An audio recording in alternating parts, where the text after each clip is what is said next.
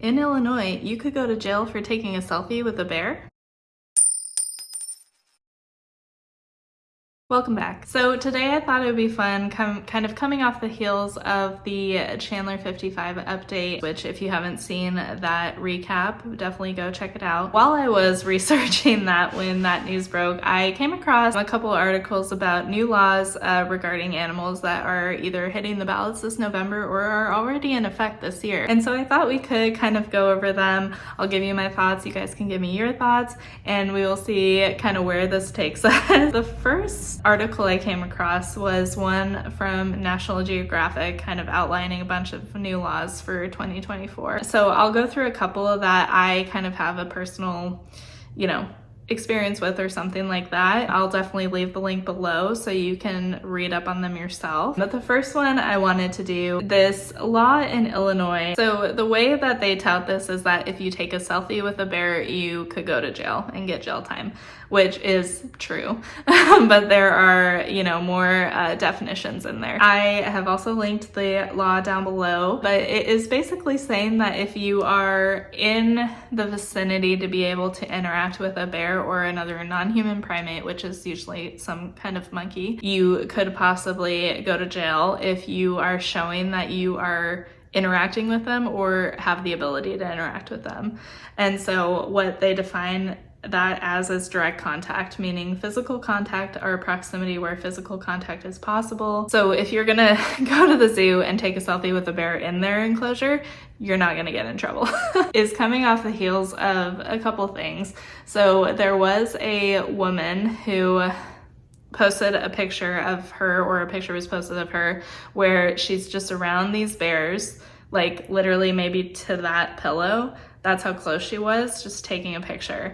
And so she could technically walk up to that bear if she wanted to, and then serious things would have happened. And I think there was a quote in that article that said, it's just really blind luck that she got out of that unscathed. And that's true. I just have a vivid memory of vacationing in Yellowstone with my parents, driving around the park, seeing all these cars stopped on the side and realizing in the trees there was a baby bear cub that everyone was literally this close to taking pictures of. It just boggles my mind because how can you not think of the animal in that moment and the mom that's probably nearby, and what would happen if she took it into her head to protect her young, which is what she should do. A lot of the support for this law is from the National Park Service. I will also link below. There are a number of issues that can come from interacting with wildlife that is harming the wildlife. If you're feeding them, you're going to cause a host of things because they could have allergic reactions, they could not be able to process those foods, come into a medical emergency. You're going to desensitize them to humans, so they're going to start relying on them. And that is a big issue, especially for bears. So a lot of times what happens is if people are feeding bears or they are leaving food out for them, those bears are going to come to rely on and know that they can get food from campsites and things like that. And then if someone tries to challenge that bear or something, that bear is going to attack them. You have an issue with this bear if it keeps coming back and causing problems, then they become known as nuisance bears. And usually if the park can't find a rescue to take them, then they have to be euthanized. And so all of that is happening because people will interact with them, feed them, and make it so that they don't have any fear of humans. And it just leads down this rabbit hole of putting this animal in a position where it needs to be euthanized because it can't survive out there without humans, or it's going to become a threat to everyone in that vicinity. You also will run into this thing where if there aren't any laws about how whose fault it is when an attack happens. The instinct of the law as it stood before is that it's the animal's fault, and they don't look at what the human was doing to encourage that, for lack of a better word, or bring that on themselves. And so this is really going to hold the people accountable and not the animals, which I think is amazing, because so many times you hear, this dog bit someone. And what was that person doing? They were probably doing something that the dog felt threatened or was hurt by or something, and they were just defending themselves. But if there's no way to say this person was doing this and that caused the bite, it's always going to be blamed on the animal. So having a law like this where like they were just randomly, willy-nilly interacting with this bear cub and the mom came and defended her young, it's on the person, not the mom, defending her baby. Next one is a law that is taking effect in New York and Kentucky. And this is really talking about pet store regulations. And so we're talking about pet stores like in the malls and things like that, like privately owned pet stores. And this is going to be huge for the people who stock those pet stores, so puppy mills. There are really no regulations surrounding breeding there, unless you're doing it at the AKC, at the American Kennel Club level, where you need papers and you need to have all of these things to sell a really high level, well-bred animal. There are no regulations. So they don't have any requirements to get them any medical care. They don't have requirements to vaccinate. They don't have requirements to give them adequate food, shelter, water. You know, really they breed to pop them out and then get them into a store. And they oftentimes don't really keep them with mom as long as they should. Don't take care of the moms. They're usually going to breed really bad hereditary issues. So the big designer dogs right now are pugs, Frenchies. That's why you see them have so many issues now, because irresponsible breeders in puppy mills are just perpetuating these physical deformities, for lack of a better term, to get these puppies out to get the money for them. So this law isn't actually taking effect until December of this year. So there are a host of different laws. Like I said, there is one in New York State, there's one in Kentucky, there's also one in Pennsylvania that is actually requiring breeders to post health information and the information about themselves as breeders when they start selling puppies to stores. That's going to hold a lot of them accountable, and I think the law is going to have specific health requirements for puppies to be sold in these stores, which would be great, because I can tell you from experience, a lot of the puppies I see with parvo are from backyard breeders and puppy mills, and so we know that they are not giving them adequate medical attention, they're not vaccinating, and they're not caring for them when they come down with something. So a lot of these puppies we have seen just dumped, and it's obvious that these puppy mills are like, I put in this work, this puppy's not going to make me any money, throw it out. This is going to go a long way for puppy mills, and you know, I hope that it will change them and shut them down as well, because we have worked, like in the past at a rescue we worked with the National Mill Dog Rescue, which is based in Colorado, but they have operations throughout the states, and they work with a lot of like states around them. There are a lot of issues that you see with the breeding pairs. So the dads too, but mostly the moms. When we go to spay them, their uteruses are just tearing apart because they've been so used up. Their mammaries often have like, you know, masses and things just from overuse and age. Depending on how long they can breed, they will breed them until the end of days. A lot of them will also have, you know, evidence of unsanitary and, you know, inadequate conditions that they're kept in. You're not just thinking about the puppies that are ending up in the stores or the cats or the bunnies, you're thinking about the breeding pairs that are bringing those puppies into the world, because they are just as much victims as the puppies that end up with parvo or distemper or severe congenital issues. Breeders don't give any thought to when they are breeding.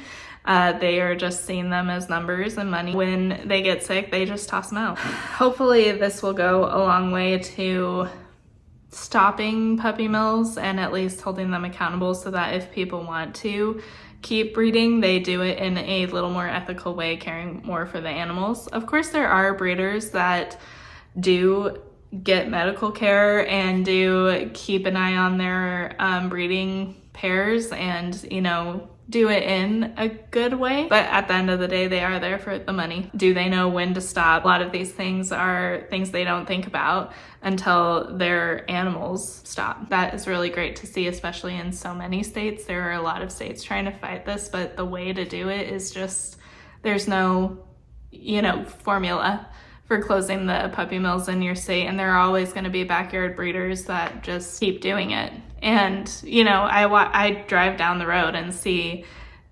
signs upon signs for golden doodle puppies and pug puppies. How do you put in a system to hold them accountable? How do you bring charges against them when you don't have any jargon in your law technically against breeding? How do you keep tabs on them and make sure they're doing the right thing? How do you make sure that they are caring for their animals? You know, there are so many things you have to think about when you think about puppy mills and breeders and how to hold them accountable. This is a good start, kind of kicking them where it hurts in terms of not allowing them to sell where they normally have, holding them to a different status that they're not used to. We shall see how that plays out. Another one that they talk about is regarding lab animals, specifically research dogs and cats. A lot of lab research is getting away from using dogs and cats. A lot more of what you're gonna see are like rats, mice, and pigs, but there are still some instances where labs are doing research on dogs and cats. Backtrack. So with lab animals, depending on what they're researching, they are basically bred to be the perfect host for a certain disease or something like that. So basically they breed these animals into the most sterile conditions with the most genetically modified, like healthy, perfect animal. And then they will give them a disease like cancer or something like that. And they will use that to research that disease. And so what happens is that they're breeding animals with no immune system. They're basically like bubble animals. Like they have to be in a very carefully controlled environment. You have to wear all of this PPE. You have to like really be cognizant when you're working with these animals to not bring in something that could affect the results of the research, which is a very, callous way of saying it, but that's what it is. They want to research things with the least amount of variables, right? So with these animals with no immune systems, and then you've given them a disease or something, there's really no good way to release them out into the world. They're going to contract issues that are going to be very serious for them because they have no immune system. And then you've also given them some kind of disease that they have to live with now. At that point, they will usually euthanize. In Michigan, they are putting in a new law that says that if the dogs and cats used for research are finished with the course of research, they're actually given the opportunity to be adopted out. And so research facilities have to seek rescue placement for those animals. And then they have to submit reports about that, like the numbers of lab animals used in their facility and where they're sent afterwards. They have to submit that to law enforcement agencies. Here in the National Geographic article, they say the dogs are used for purposes that include investigating drug side effects, and then the cats are used for brain and eye research. That makes more sense why they would be pushing for this, because usually dogs can come back from side effects.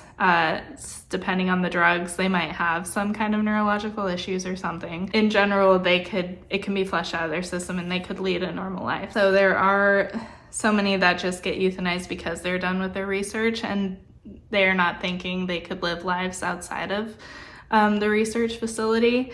And so this law is going to kind of force their hand to say, like, you need to put in the effort to get these dogs a life outside of your research. And I think that's great, because I don't think I could ever work in lab animal science. I understand we need to do research and, you know, figure out all of the different things that could happen with certain disease processes. Obviously, I want a cure for cancer, right? But that is an ethical question I struggle with a lot. If we're testing animals and we're putting them in this situation just to give them a terrible illness and then euthanize them, that doesn't seem right to me. You know, I remember asking a friend who had worked with lab animals to be like, why can't they just adopt them out? And then she would tell me all the things about the immune system and stuff like that. And so it is kind of a slippery slope there to say, what's the worth of this one mouse or pig's life over a potential cure for cancer? So that is a really huge ethical question in vet med that I think about a lot, but I don't want to think about it too much. And I probably would never work in lab animal science just because I think that would be really hard. But yeah, I think this is amazing that they're going to actually push them to find homes for these animals where the research isn't life or death in so many terms. Releasing them out into the world is not going to cause more harm for them. So again, I'll leave the link to that National Geographic article. Definitely read it. The last two we're going to go over are ones that I saw while I was browsing through all the news articles about this topic, but there are a couple laws being proposed in Colorado about veterinary medicine, and I think it's interesting. So one of the biggest things, and these are going to be on the ballot in November, but one of the biggest things is telehealth for veterinary medicine. That would be similar to the telehealth that we do for us. So you dial into a vet and tell them what's going on, give them the history, and then the vet will, you know, make recommendations for what's going on. And so they might have you like do things with your animal. I know when my husband called into a telehealth appointment, they had him like push on his stomach and say like what he was feeling, you know. So they might do stuff like that and then come up with a plan for your animal. I have feelings about this. I cannot tell you how many times I have had a situation where the owner says one thing and it's completely not what's going on with their animal. And what I mean by that is they will say they're not moving around a lot and they will be dying. So just for an extreme example, or they will say, you know, my dog's dying, and they're literally just like panting, not in a respiratory distress kind of way. I think a lot of owners don't have the wherewithal and the understanding of what is serious and what isn't. And so I could just see a situation where someone calls into this telehealth and is like, my animal's just not moving around as much, and the animal is what we call agonal, which is like dying, actively dying. What would they do in that situation? You know, so I think this would be good for the moments where it's like, my dog's dying, their ears are terrible and they're just like a little red or something, you know. But what happens in the other instances where you have a person who doesn't really understand the seriousness of what's going on with their pet? How does that translate? Like, the doctor is just gonna say you need to get to an emergency vet, but how is that conversation gonna go when they need to get there? Like, they should already be there at this point. Could see a lot of issues coming up with that, and it doesn't seem like the best option. And then I don't really understand also if the pet needs some kind of diagnostics, like blood work or something like that. How is that going to work? I'm sure they'll do like referrals or something, but how would that work? Blood work or x-rays or something that need to be done kind of right away. So if you have, let's just say you have an animal that is showing signs of a serious diabetic issue, so or a blocked cat, like we talked about in the special diets video, where you have a cat that's like pale, not breathing well, maybe seizing or something like that, and you need to do some blood work and stuff to figure out what's going on. How are you going to get the owners to understand that they need to go and do this when they're already calling telehealth because it's a cheaper option? I don't understand how that's going to work. And that's more coming from me and my emergency background, where people come in with emergencies and we need to do all these things to figure out what's going on so we can treat them. What are the steps there to get to treating this animal and this animal being okay? I would hope that, I mean, obviously they're probably going to have something like, if this is a life-threatening issue, you need to go to the emergency hospital. But again, how do you know that these people are going to know this is a life-threatening issue? Because the animal can't tell you. That is a huge thing that I think, I just don't understand how that would work. But I do think it's an interesting idea. I think it could be useful for a lot of things. The other part of this law that they are proposing is for a position called a VPA. I've also put the link to the Vet Care Coalition, which is basically pushing for these laws. And they really do a good job of answering questions, outlining it, everything. I think they make a lot of good points as to why they think these things are worth it and should be, available, which I do think they should be available. But I think there are going to be a lot of bumps in the road and a lot of things that need to be worked out, and what's going to happen in the meantime while you're working out those things. Like, a lot of animals could suffer. You could run into a lot of legal issues. The VPA is a veterinary professional associate, and so that is similar to a physician's assistant in human medicine. So it's going to be someone who is not a DVM, which is a doctor of veterinary medicine. It's going to be someone who has a master's degree level of education in veterinary medicine that can help with the caseload. So the main reason they give for needing the VPA position is because there's an increased demand in the need for veterinary services. And I have personally felt that. I mean, you have so many animals that need to be seen and not enough vets to see them. You don't even have enough support staff usually either. Having a mid-level area where you can have people who look at the animal, can somewhat diagnose them, and start a treatment plan is going to go a long way to getting a lot more animals seen and treated and, recovered.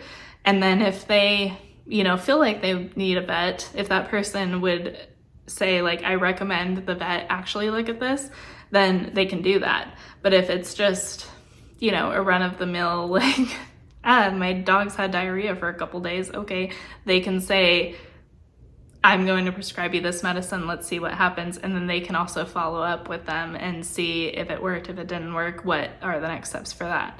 And so I think it would go a long way to easing a lot of the demand and difficulty with getting seen. A lot of people I have seen come into emergency rooms to get certain things seen because they can't get into their private vet because there's just no appointments because there's no vets. It's this whole snowball effect of not enough people and not enough areas for treatment. They talk about how it's a goal for people who are maybe at a tech position to kind of aspire to do that without having to commit so much to getting your doctor of veterinary medicine. And so I think that is a good idea. I don't know if I would go that far. I'm not even certified, so probably not. But if I was younger, in my younger days, maybe I would aspire to do that, because a lot of reasons why I wouldn't want to be an actual vet is surgery, because I would not want to do that and I would not want to be a part of that. They talk about the VPAs doing routine surgeries, which would probably be like spay and neuter, so nothing too crazy. So that would probably be like my sweet spot if I wanted to go like all the way. I think it could be useful in shelters where you don't have a lot of high stakes. You're seeing a lot of routine things like wounds, parvo, distemper, upper respiratory infections, basic things, and you're seeing a lot of those. So having someone who can just do the SOP basically and come up with anything weird, like you would obviously still have vets, but having VPA level to see like foster appointments, making decisions about parvo and things like that, that would go a long way and keep the DVMs for, the more serious cases. There's a talk a lot of talk now about having veterinary urgent cares. So instead of like an emergency level, it's kind of that middle ground where you would go for something that's a little bit concerning but not life-threatening. So having VPAs to staff those, it's kind of what it would be used for. So having a VPA be able to say you need to go to the emergency room, or no, I can prescribe you something for this and then follow up with you later. That would take a lot of the pressure off of emergency rooms and private hospitals to kind of get seen, get treatment without having to wait months to get an appointment and without going crazy with your bill just because you went to an emergency clinic. Being able to get through a lot of the stuff that would take a whole load off of the places that need to focus on other things. Those are some of the laws that are coming in 2024 or are going to be on the ballot. I think it's really exciting, and it's really exciting because all of this is coming from a place of an increased interest in animal welfare and animal rights. That's coming from an increase in that as a society, right? So it's not just one place saying we need change for this, or one person or one group. It's a lot of different states putting in this work to make change. And of course, like I talked about with the puppy mills and the backyard breeders, there are people who will always find a way to do what they want to do and get their money. All of these are huge steps towards holding those people accountable, making it easier for law enforcement to get in there and seize the animals more quickly, prosecute cases more quickly, have a clear definition of what they're seeing and what constitutes action. All of that is going to give animals more chances at healthier, more fulfilled lives, and that's really what we all want. All right, let me know down below what you think about all of these and let me know, especially if you're in the vet med industry, let me know what you think about the telehealth and the VPA positions. I'd be very curious to know what other people think of those. And again, like I said, a lot of these are just scratching the surface of what needs to be done and what changes need to happen, but we're on our way. So let me know all your thoughts down below. Thank you so much for watching, and we will see you next time.